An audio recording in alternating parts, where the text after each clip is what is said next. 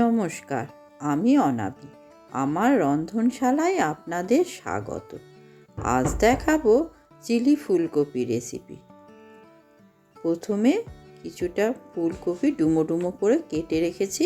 এটা গোটা বড় একটা ফুলকপি, সেটা ডুমো ডুমো করে কেটে নিয়েছি। ভালো করে ধুয়ে জল ঝরিয়ে নিয়েছি। তারপর এগুলো একটা কড়াইয়ের মধ্যে দিয়ে জল দিয়ে দিলাম। একদম ডোবা ডোবা জলে দিতে হবে। তারপর অল্প একটু লবণ দিয়ে ঢাকা দিয়ে দিলাম। 5 মিনিট মতো ভাপিয়ে নিয়ে ওটা নামিয়ে নেব।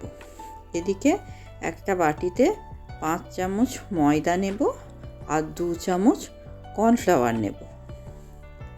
তারপর এর মধ্যে অল্প একটু লবণ দেব আর হাফ চামচ মতো কাশ্মীরি লঙ্কার গুঁড়ো আর হাফ চামচ গোলমরিচ গুঁড়ো দেব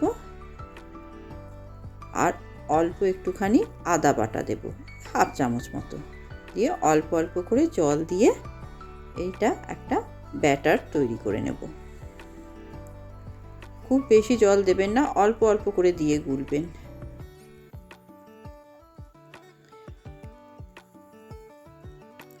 এইভাবে ব্যাটারটা তৈরি করে নিলাম। ঠিক এই রকম থিকনেসটা থাকবে। এদিকে 5 মিনিট হয়ে গেছে, ফুলকপিগুলো নামিয়ে নেব। নিয়ে একটা বাটিতে এটা ফুলকপিটা জলটা ঝরিয়ে নিলাম। এদিকে কড়াই চাপালাম, তাতে সাদা তেল দেব, একটু বেশি করেই দেব। এবার ফুলকপিগুলো অল্প অল্প করে ওই ব্যাটারের মধ্যে দিয়ে ভালো করে ব্যাটারটার মধ্যে ফুলকপিগুলোকে মাখিয়ে নিতে হবে। এবার এখান থেকে একটা একটা করে তুলে তেলের মধ্যে ভাজতে লাগবো। অল্প অল্প করে ফুলকপি দেব আর ভালো করে এগুলোকে ভেজে নেব। এপিট ওপিট করে উল্টে নেব। হালকা রং ধরবে, সেই সময় এগুলোকে তুলে নেব।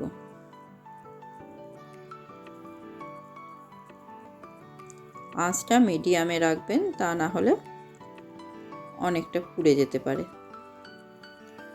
এইভাবে তুলে নেব। তারপর একে একে বাদ বাকি ফুলকপি যেগুলো আছে সেগুলো ব্যাটারের মধ্যে গুলে অল্প অল্প করে দিয়ে সব ফুলকপিটা ভেজে তুলে নিয়েছি। এবার কড়াইয়ের তেলটা একটু কমিয়ে নিলাম।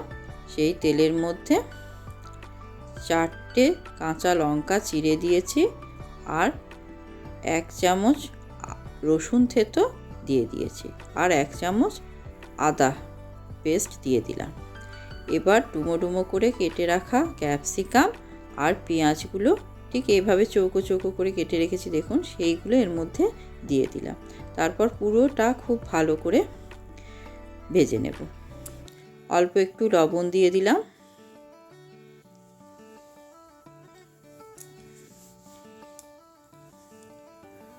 আর অল্প একটু হলুদও দিয়ে দিলাম। এবার পুরোটা ভালো করে ভাজবো।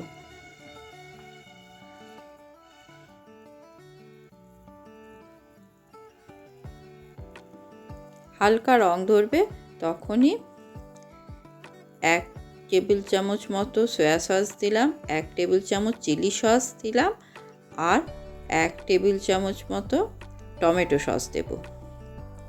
দিয়ে পুরোটা খুব ভালোভাবে মিশিয়ে নেব। এই রেসিপিটা করা খুবই সহজ। যারা ভেজিটেরিয়ান তাদের জন্য এই রেসিপিটা একটা আদর্শ রেসিপি। এবার খুব ভালো করে নাড়াচাড়া করে নেব।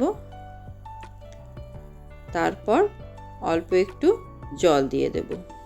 গ্রেভিটা যে যেমন রাখবেন সেই পরিমাণ মতন জল দেবেন আর ঝালও যে যেই রকম পরিমাণ খেতে চান সেই রকম পরিমাণ লঙ্কা দেবেন। এবার অল্প একটুখানি চিনি এর মধ্যে দিয়ে দিলাম, একটু টেস্টটাকে ব্যালেন্স করার জন্যে। তারপর অল্প একটুখানি জলের মধ্যে কর্নফ্লাওয়ার গুলে রেখেছিলাম সেইটা এর মধ্যে দিয়ে দিলাম। তারপর ভালো করে নাড়তে থাকবো। যখনই ঝোলটা একটু ঘন হয়ে যাবে তখন ভাজা ফুলকপিগুলো এর মধ্যে সব দিয়ে দেব।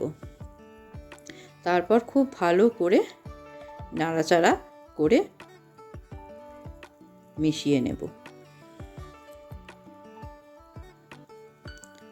ফ্লেমটা এখন একদম লোতে করে দিয়েছি।